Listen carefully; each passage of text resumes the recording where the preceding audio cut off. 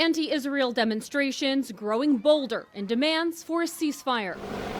In Boston, a large group shutting down a highway Thursday morning. Bombing Gaza is not making anybody safer. The night before, mayhem unfolding outside of the DNC headquarters in Washington, D.C.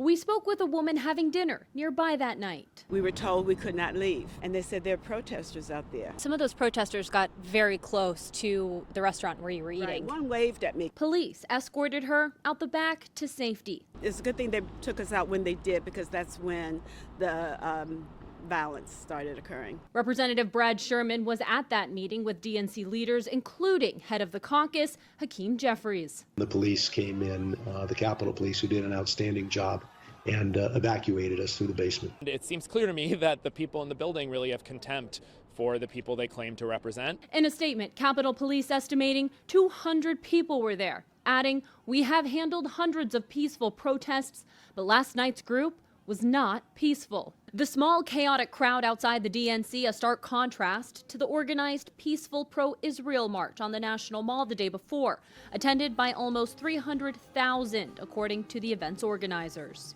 Together we pray. Some, like political science professor Nicholas Giordano, blame the lack of Holocaust education in schools for the current anti-Israel climate. Polls show that students know very little about the Holocaust. They don't know, they can't name one concentration camp. It really goes to show that students are ill-informed about what's really going on. New polling shows most young people get their information on the war from social media, which experts suggest could be why support for Hamas among young people is nearly equal support for Israel. At the Democratic National Headquarters, I'm Kayla Gaskins.